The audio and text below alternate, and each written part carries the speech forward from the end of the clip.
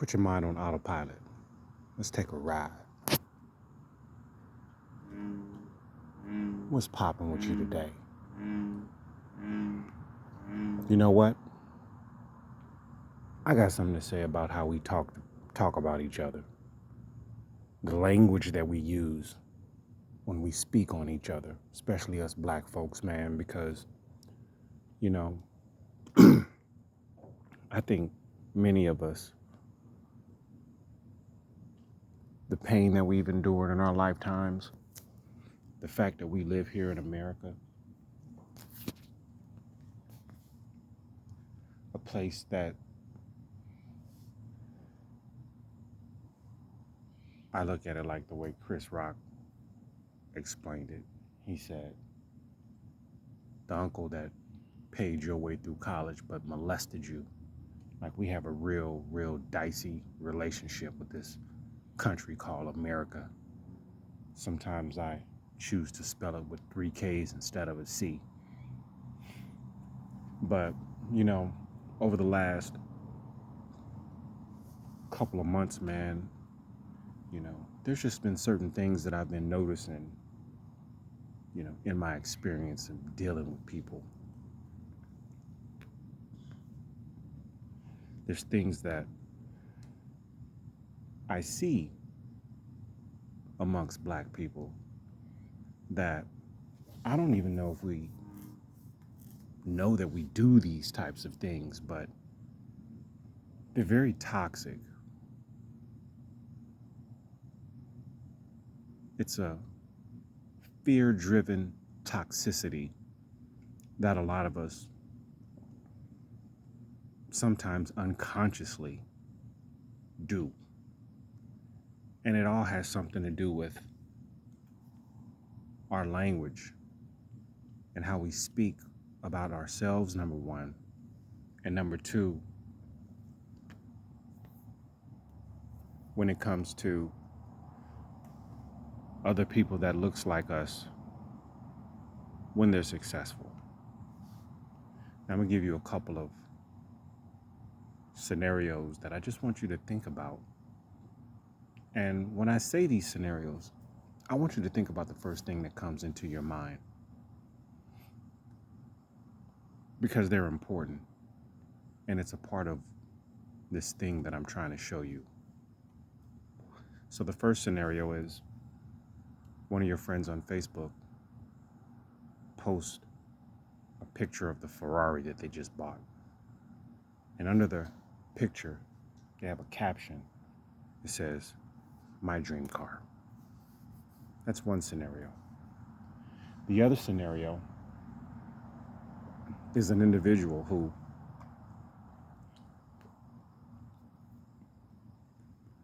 posts a picture of the first home that they bought. And it's not just their first home, it's this fucking amazing living space that they've been able to acquire. And under that caption, they put on Instagram, "Oh my God, I cannot believe I just bought my first dream house."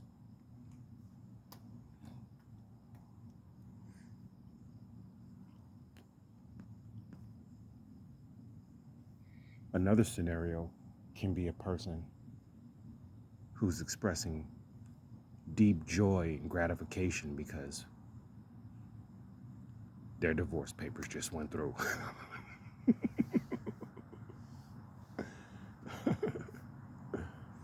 Now let's take it back to the first scenario. When I described that this individual was able to acquire their dream car, did you think a Ferrari, that's an expensive car?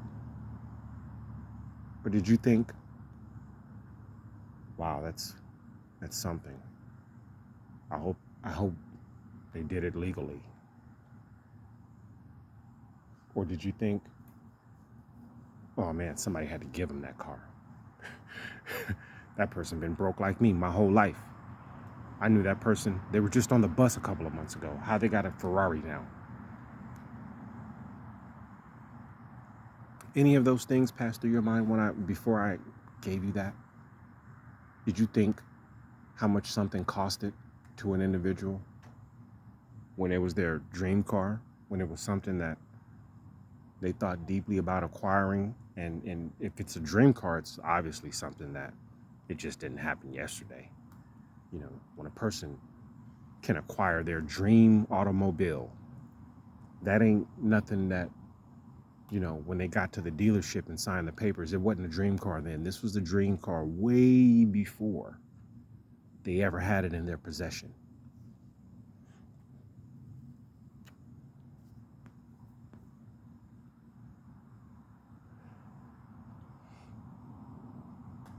If you happen to think about how expensive this car possibly could be, did you ever think that maybe it's none of your fucking business? How about that one? Or if you really wanted to know what that car costed, Google it. But if that was their dream car and that was something that makes them happy, you don't necessarily have to be happy for them. But why give the backhanded compliment, or why give the energy that maybe they're undeserving of it?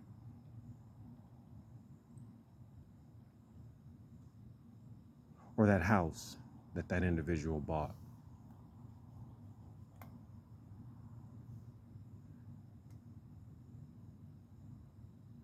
Why can't we just be genuinely happy that a person has a roof over their head, and who knows what they do for a living? Maybe they make a couple of $1,000,000 a year. Why the fuck are they gonna buy a 2-bedroom house in a crime-infested neighborhood when they have enough money to buy the house, the exact house they want in the exact neighborhood that they feel would be safe for them to raise their families?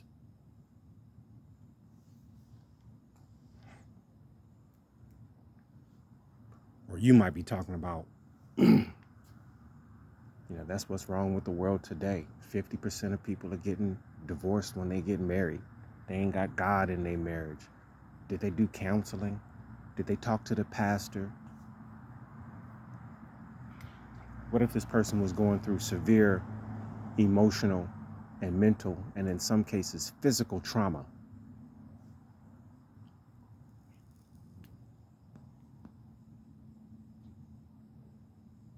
This is the language that's amongst a lot of black folks.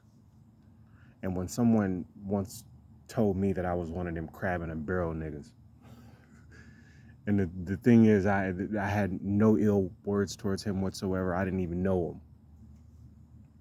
Some fucking keyboard gangster on Facebook. I made a comment, he made a comment, and he thought that the comment that I made was something negative towards him, when I was talking about a whole nother subject. It had nothing to do with him.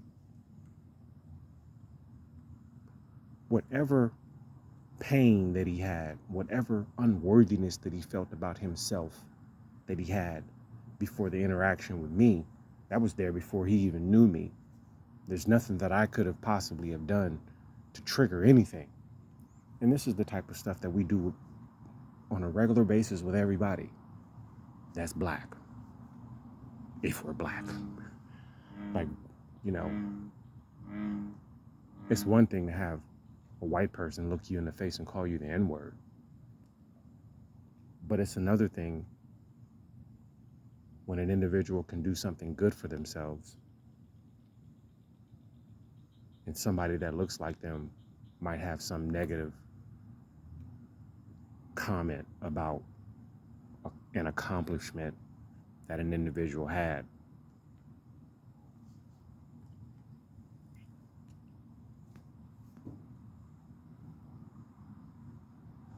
One of the most famous things that's out is, when a black person gets some type of major success in entertainment or sports, it's not that they just work their ass off and hone their skill and their gift, and to the point that people are paying them millions of dollars for what they do. It's not that. They had to join the Illuminati. Some shit that's secret that somehow every nigga in America know.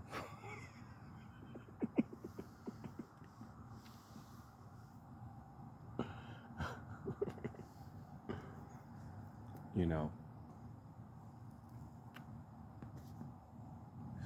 part of this little conversation right now is me dealing with my own feelings about an experience that I had today that I feel much better about now. But, you know, I had been plant-based for 34 days. I do this from time to time for whatever reason. I still can't explain why I do it.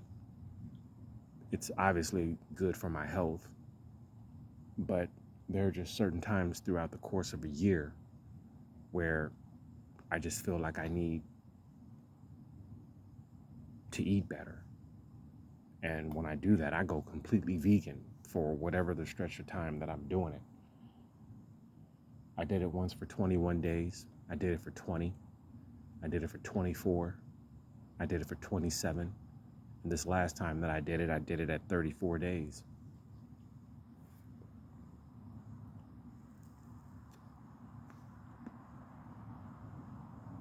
And you know, I had somebody that is somebody that I really care about.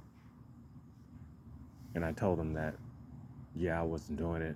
I had stopped at day 34. And they gave like one of them wholehearted ass gut wrenching laughs. Like at first, like I didn't know, like maybe there was something else that I said. Maybe there's a joke that I said that I didn't even know that I said, and they're laughing at that. They were laughing at the fact that I did 34 days vegan and then I couldn't go anymore. That's what they were laughing at.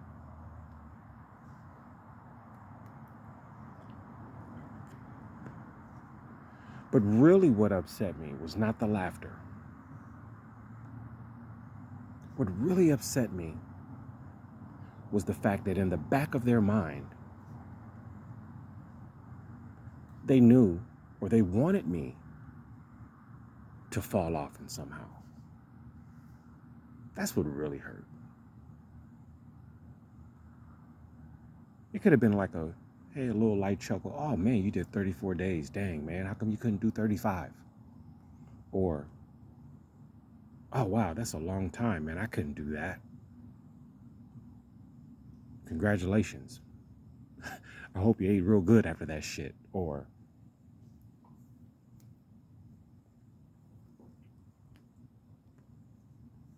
you did 34. Let's try for 40 next time.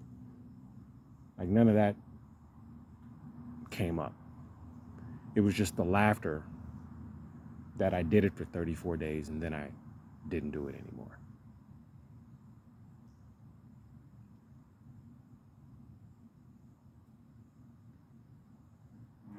This is what I've also been dealing with for the past 4 years when it comes to religion. Because there's people that I know that are watching me, and they're watching how things transpire in my life since I've made my decision to not be a Christian anymore. And I know that if they see me in some type of a struggle, the first thing that they want to do is say, oh, because he left Jesus. You know, that's a mental illness in itself.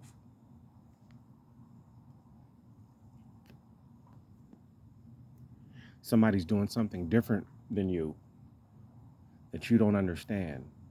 And instead of going to that person to get an understanding of why they're doing what they're doing,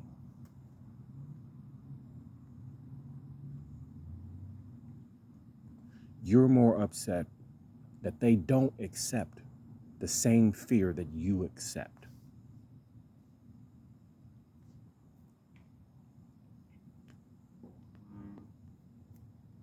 This is why, you know, a lot of folks who leave religion, especially black folks, they have horrible venom towards Christians because of this right here.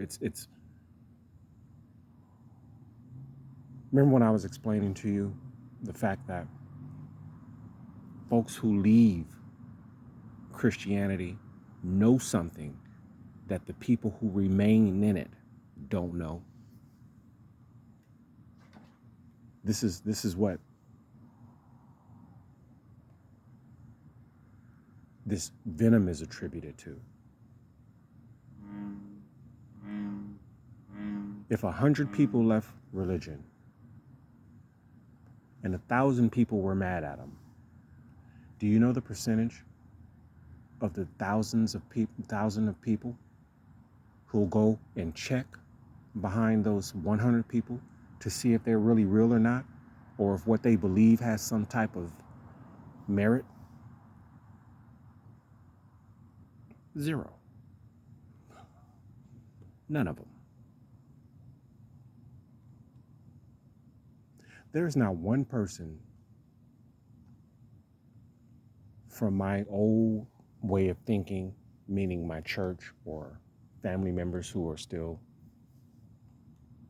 under the prison of religion. Not one of those people have went behind me to prove that anything I'm doing is wrong. Nobody has anything from a historical aspect. Nobody has anything from a written or scientific aspect. Definitely not science. When you talk about religious black people and science, you're pretty much in a conversation by yourself, man. That's how closed-minded so many folks are when it comes to this type of stuff. And remember what I said earlier, just a few seconds ago, about people are upset that you no longer accept the fear that they accept.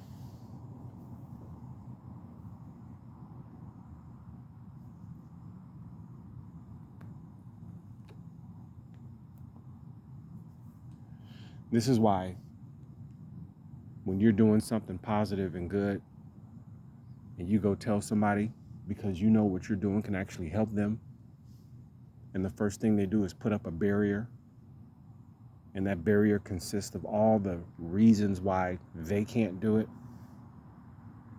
And you will notice that if you go further into the conversation, that at some point there's going to be a little bit disdain towards you. They're going to have their little smart remarks about you. Don't take that shit personal. That's not anything that you need to be taking personal. What that is these people are in their own hell because they don't feel worthy to go out and make a change in their life that can benefit them. Some people only think that they will only have a regular 9-to-5 job making $15, $20 an hour. And they almost get upset when they hear about so-and-so is a millionaire. When they hear so-and-so just took a trip to some weird island in the middle of the ocean somewhere. You can hear the jealousy.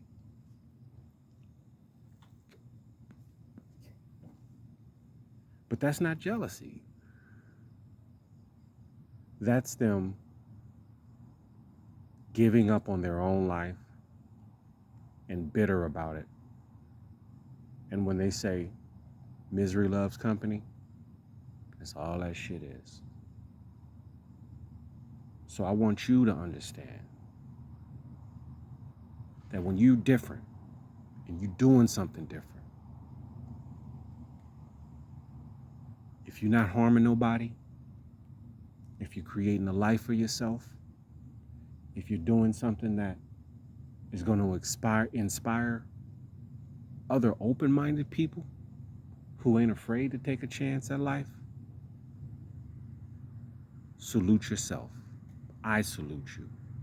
Don't let these weak, cowardice motherfuckers knock you off of your journey and what you are here to do.